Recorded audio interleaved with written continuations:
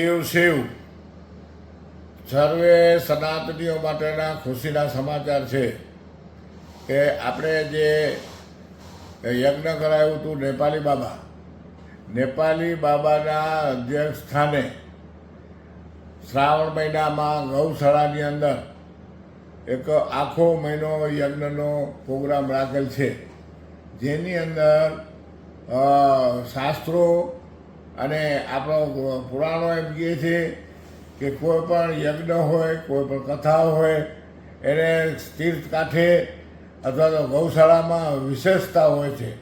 તો આ જગ્યા એવી છે કે દ્વારકા મંદિર છે, એક સાઈડમાં આવે છે, એક સાઈડમાં નાગેશ્વર આવે છે અને વચ્ચોવચ્ચ ગૌશાળા છે. એટલે અતિ મહત્ત્વનું આ ઠેકાણું ગણાય. તો શ્રાવણ મહિનાની અંદર આખો મહિનો યજ્ઞ રાખવાના છે અને રોજ 27 જોડી બેસશે. તો 27 જોડી બેસે છે, રોજે રોજ 27 જોડી અલગ અલગ રીતે આવશે, જેની અંદર જે એક એવી રીતનું આખું આયોજન છે કે એ યજ્ઞ તમારું જ ગણાય. કારણ કે એની અંદર ટોટલી ખર્ચ, જે રીતે છાણા છે, લાકડા છે, ઘી છે, જવ છે, તલ છે, બ્રાહ્મણની દક્ષિણા છે અને પ્રસાદ અને બપોરનો ફરાળ, આ બધા હિસાબ કરી અને 4100 રૂપિયા થાય છે. જે શ્રાવણ મહિનાની અંદર કોઈ પણ એ રીતે ટાઈમ નથી હોતું ને નથી કરી શકતા.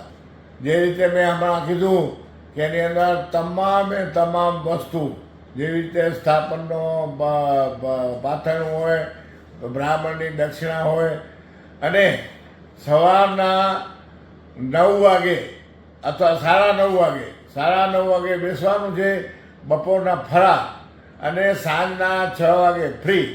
તો એક દિવસનો જેવો ક્યાંય પણ કહે તમે યજ્ઞ કરતા હો કે ક્યાંય પણ યજ્ઞ કરતા હો, તો આ આયોજન એ રીતનો છે કે તમે સવારના 9:30 થી 6 વાગ્યા લગી જે યજ્ઞની પ્રક્રિયા છે, જે યજ્ઞ એક દિવસનું હોય એ રીતનું છે.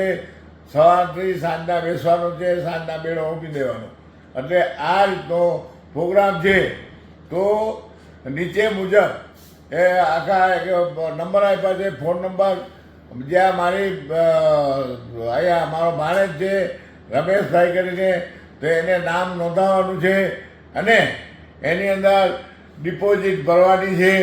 તો એ રીતે આ આખો પ્રોગ્રામ છે.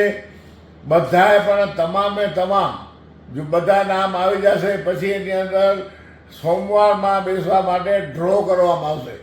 જેનું નામ આવશે એનું વારો સોમવાર આવશે. તો તાત્કાલિક ધોરણે જેને પણ બેસવું હોય એ તાત્કાલિક નામ લખાવો. કારણ કે 100-150 અત્યારે થઈ ગયા છે નામ અને હજી ઘણા લેવાના છે. તો તમામ સમાજને ભાવભર્યું આમંત્રણ ધાર્મિકતા માટે આપું છું અને નેપાળી બાપાના આશીર્વાદથી આ કાર્ય થઈ રહ્યું છે. શિવ શિવ.